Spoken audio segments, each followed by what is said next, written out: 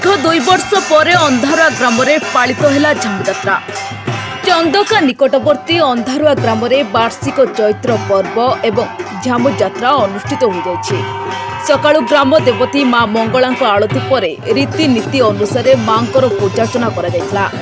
शताधिक वर्ष है झामुजात्रा एठारे बैशाख पणा संक्रांति दिन आयोजित हो आसुछि। हरगौरी उपासना करी झामुआ माने मासे हेब भविष्यान्न भोजन करिसेंति। ओडिया लोक संस्कृति और परंपरा को अतुट रखी प्रतिवर्ष पणा संक्रांति रे झामुजात्रा अनुष्ठित होउछि। झामुजात्रा देखिया पई चलित वर्ष निकटवर्ती ग्राम गुड़िकरू शह शह संख्यार लोक मनस्कामना पूरण आशारे एठाकू आसिथिले। झामुजात्रार शेष पर्याय जलंता अंगार उपरे दंडुआ माने चलिथिले। भक्तिपूर्ण परिवेश